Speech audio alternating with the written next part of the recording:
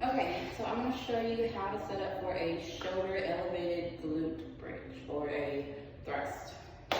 You'll see me refer to them as both. The first thing you're going to do is find your platform, a bench, whatever will work. And we're going to place our shoulders on it. So right where your shoulder blades and your back, kind of where you feel them, you're just going to make sure that it's your actual shoulder blades. So like when you lean up against the platform, you'll be able to feel it right up underneath your shoulder blades. So all we want is our shoulder blades on this mat. We don't want any of our abdomen on it, okay? So when we go down into our glute bridge, we want to make sure that we are hinging at our hip.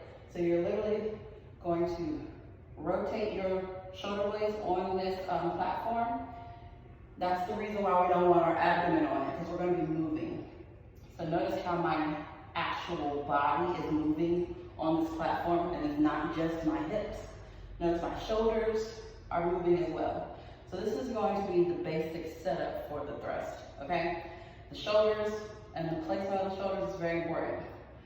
So at the top of your thrust, you want to make sure that you're locked out, meaning that you're all the way neutral. Notice I look like a board right now. I'm not really scoop and slack, and I'm not all the way up here, hyperextended. You just want to make sure that you are fully locked out. So when you come up in your glute bridge, you're going to squeeze those butt cheeks, okay? So this is the bottom of the glute bridge. You're going to hinge your hips and drop. Top of the glute bridge, going to lock those out.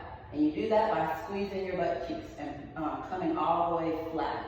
So your shoulders should be completely flat on the back of the board at this time. At the bottom of your thrust, you should be leaning against your platform, okay? Top, you should be laying on the platform.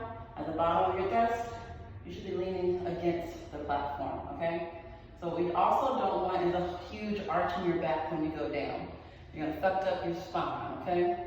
Especially when we start adding extra weight. So you wanna make sure that your tailbone is tucked and that the spine is nice and neutral. You don't have a huge arch in it, that's no bueno. So the last thing you wanna do is make sure your arms are fully clenched. So we wanna keep a fair amount of tension throughout our body for this exercise. So with our hands, we're just gonna make fists. We're gonna ball them up, we're gonna flex our biceps and squeeze as hard as we can. So this is what a full glute bridge is gonna look like, okay? So I'm gonna do my setup, make sure my shoulder blades are right on my platform, clench my fists, get real tight throughout the whole body. Everything is clenched, everything is tense, full tension. At the bottom of my thrust, my shoulders are not on the platform, they're leaning against the platform. When I come up in my thrust, I'm locking my hips all the way out. My neck is not all the way back here either. Notice I keep a nice neutral spine throughout this whole movement. You want to pick a point and look at it. So if that's the window, the wall, the ceiling, you just want to make sure that your gaze is straight and this chin stays tucked. So you don't want to come up to the top of your thrust and this is your neck, okay? You don't want to come to the bottom of your thrust and this is your neck. You want to keep everything nice and neutral. So tuck this chin. When you come up to your thrust, lock those glutes out. Keep all the tension. Go down, your shoulders should be against the platform. When you come up, your shoulders should be laying on the platform, okay? That's how you do